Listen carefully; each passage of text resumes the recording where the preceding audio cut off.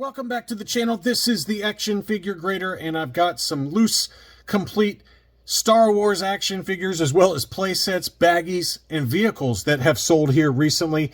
And I'm trying to plow through some videos today while the weather is nasty. My phone has been ringing nonstop, off the hook for work. So when I have these down moments, I try and put out some content for you guys. Nothing too crazy here, but there were some good deals to be had if you keep your eyes open. And I've got a few in here that I sent to my Patreon supporters as Buy It Now alerts that they did grab. So I thought they were some really good deals here. So let's take a look. We're going to start off with some baggies from this seller. And I sent a number of these to my Patreons. I think I even included one in a what to buy video, but this is an SWB baggie for C-3PO. So an early baggie for C-3PO non-removable limbs. This is just the standard 3PO. This one sold for $300. He also had an SWD baggie for Darth Vader. So this is kind of a little bit later in the Star Wars run. Had a little bit of crinkling to it, but I thought it was a pretty good deal for what it was. Probably about an 80 grade baggie. That sold for $300. So if you look at the B baggie, it's got made in Hong Kong going perpendicular to, or I guess in parallel to C-3PO, whereas the SWD baggie is perpendicular. I think that's right, to Darth Vader. So the very slight differences in those two baggie styles. Here was an SWD baggie for Boba Fett. This is the most common Boba Fett baggie. If you find any others that are legit and they have like Kenner logos and things like that, they're probably either ESB baggies or Return of the Jedi baggies. Those are a lot harder to find and typically more expensive than the early first baggie, because there were a lot of these made when Kenner first released Boba Fett. So this price has come down. I mean, these for the longest time were $400, $500, $600. I think during the height of the Book of Boba Fett, you started to see those $600 numbers for this particular fairly common baggie. They've come back down to earth. $300 to $400 is about the going rate right now. This one sold in an auction for $355. And then here was the one I had in my what to buy video. Same baggie style. That one sold for $400. So $350 to $400 is about the going rate. It's hard to tell which one is in better condition. They look to be about the same, I guess, but in general, that's about what they go for, is $300 to $400. I've seen a few go over that if the made in Hong Kong writing on the baggie is very sharp, near mint condition baggie, but I don't think you need to spend that. I think $350 to $400 is about the right number. Here was a complete one, and I don't know if this is legit, okay, because it's got a different style baggie to it. It looks like a legit baggie. I'm just not sure if this particular baggie style went with the box and the description for Boba Fett on the little pamphlet, as well as the catalog. It's very possible, and it's true for a lot of these mail-aways, that they had different baggie styles. I know that the Bosk baggie, for example, that was in the mail-away Bosk, that one had two different baggie styles that were available for it. So it might be the exact same thing for Boba Fett. I would argue that this particular baggie is much more rare than the SWD baggie. You just don't see this one come up very much. And it was advertised as complete. The box was in really rough shape, though, so let's get that out of the way, all right? So I don't know if I would pay $1,100 for this, just given the condition of the box, because if you decided to grade it, which most people don't, right? It's just crazy people like me that grade their baggies. This box would bring it way down, and you'd have to find a cleaner box in order to make it grade worthy. And again, I'm assuming that this particular baggie style is correct for the mail-away Boba Fett, along with the SWD, which is more common. But I wanted to show it because it did sell for $1,100. The box looks good here, right? Not so good here.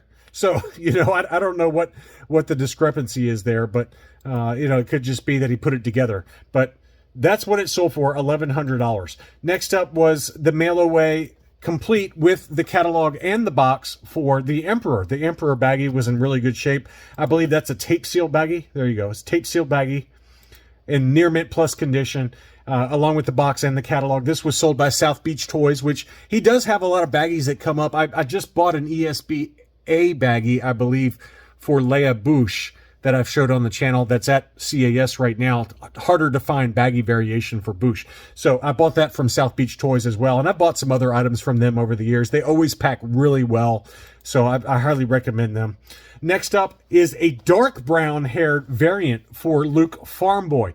We just talked about that 48 back Return of the Jedi transition card that sold for I think it was $2,200, and it was an AFA 75. And this is the particular figure that was inside that blister. This is a very tough to find variant, and it was in really great shape overall. I didn't see this one. I just happened upon it afterwards when I was looking through some of these sold listings for this video. But I think that's probably about an 80 or 80 plus grade version of the dark brown haired Luke Skywalker Farm Boy. These only appeared on ESBs and then on the 48 back transition card Return of the Jedi.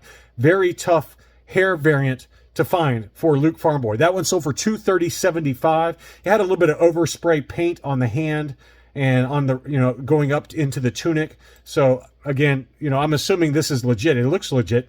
And it included the saber, which did have some damage to the tip. So $230.75 took that home. Here was a Hollow Cheeks in near mint condition. This one sold in an auction for $268.53. That's a really good price there for the Hollow Cheeks, and about the lowest I've seen in a while. And again, I'm assuming it's legit, okay? You don't know.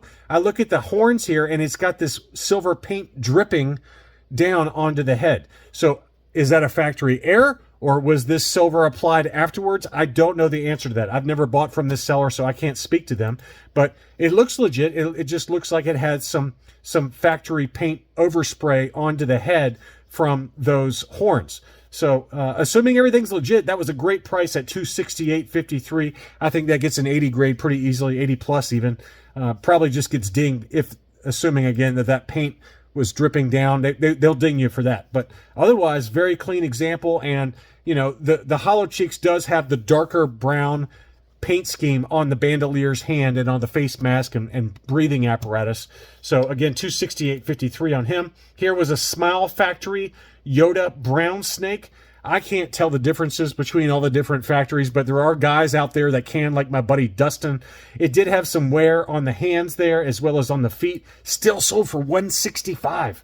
$165 seems like a lot of money to me, just given that it had so much wear on it. But, it had the black Pac-Man eyes, and this is the brown snake Yoda Smile Factory, apparently.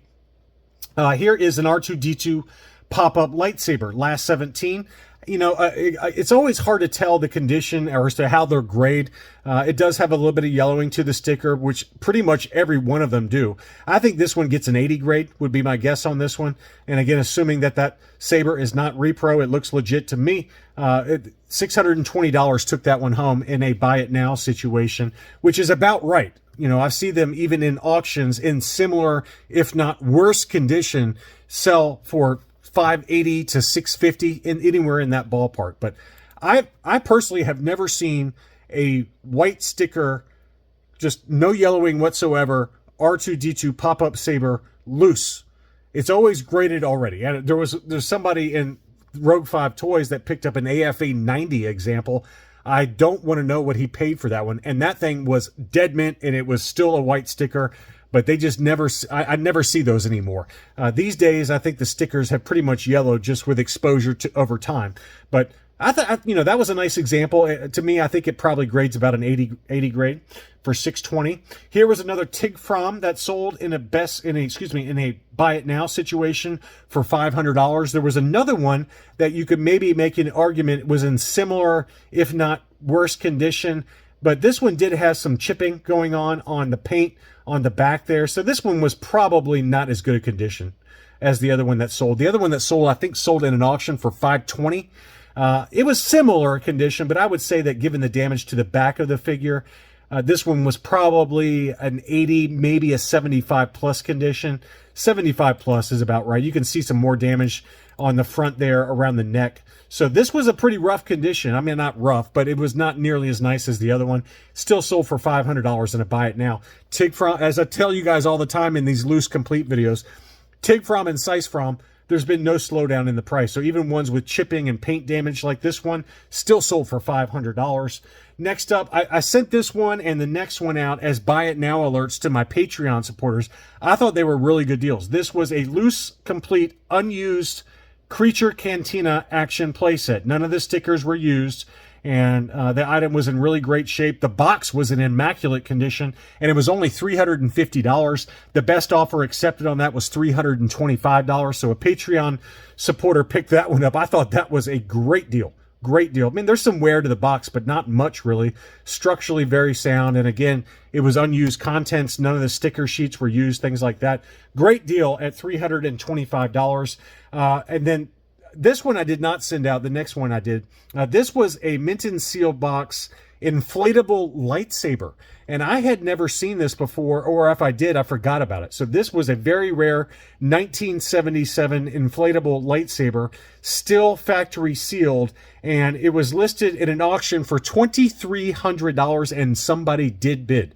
One bid on that one, $2,300 for a mint and seal box inflatable lightsaber. 35 inches when inflated in size. That's what she said. I cannot believe that it sold for $2,300, but in all fairness, this is a very rare item.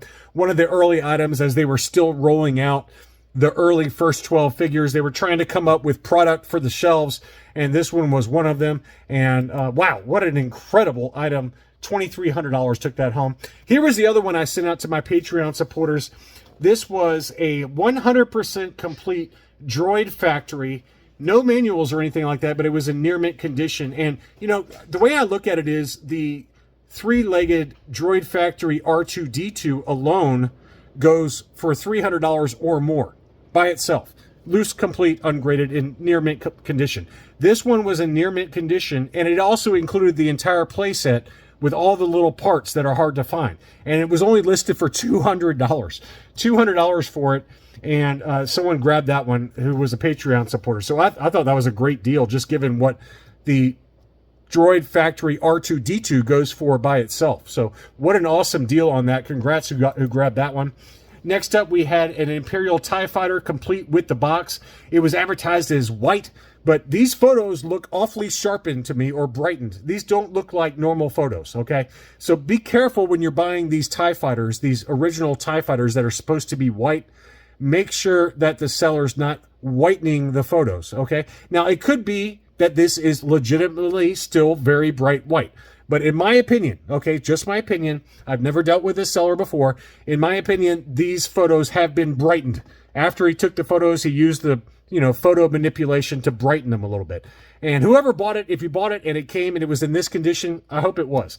It was listed for $600 with the original long play logo box for the TIE Fighter. So hopefully somebody actually got one and it was not whitened and it was, not yellowed when it arrived. So $600 took that home. Here was the battle damaged X-Wing with the Return of the Jedi box. The box was in, pretty good shape. It had some creases here and there, but it was unused contents. The sticker sheets were still unused. The laser cannons were still in the factory sealed bag. All of the instructions, everything. So really nice condition. It was listed for $630. The best offer accepted on that was $550. Next up was a TIE Interceptor, also unused contents. It had the instruction sheet, which did have some writing on it. Okay, so take that back. This one was not unused contents. The stickers had been applied on this one, which to me, it had writing on the instruction sheet, and it had, there was another one that I was looking at that I got it mixed up with on this one. There was another one that was unused contents that sold for about this price, around $550 if memory serves. This one had stickers applied. It had writing on the instruction sheet. It did have the inserts, okay? So that was good. It did have the inserts and the original box, but the instruction sheet had writing on it and the stickers were applied. $575 seems expensive to me, okay? That's just my personal opinion. I think, admittedly, it is the TIE Interceptor. It's very, very desirable. They just don't seem to pop up all that much, but $575 seems like too much money. I wouldn't pay that at all. Unless it was unused contents. Then you could make an argument that $575, $550, somewhere in that ballpark is about right. And I think I did see another one. I think I pulled up the wrong one. There was one that was unused contents The box was not as good a shape as this one that sold for $5.50. So that to me seems like a more fair number where the sticker sheets are unused. Next up, we had the Sand Skimmer, and this just shows you how expensive the Power of the Force mini rig sand skimmer has become. This one was just a loose, complete one, no box, no packaging or anything like that. It still sold for $370 US or for 570 Australian dollars. So that is a very expensive mini rig, and also is another example of some of those later mini rigs that were not produced in big numbers, like the Imperial Sniper or the Scout Walker, that little one with Luke battle poncho on the packaging. Those are very expensive mini rigs and continue to go up in price. Finally, we had an Ewok Battle Wagon. This one was advertised as original. I don't know if it was complete, although it looks complete just at first blush.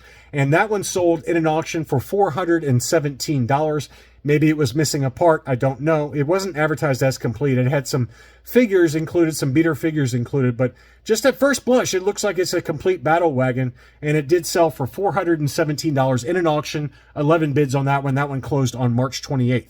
Anyway, just some loose complete figures, play sets, baggies, and figures, so you guys who are out there hunting for your collection and to try and complete it, hopefully this was helpful. Thanks as always for watching. Please leave a like, and I'll be back soon.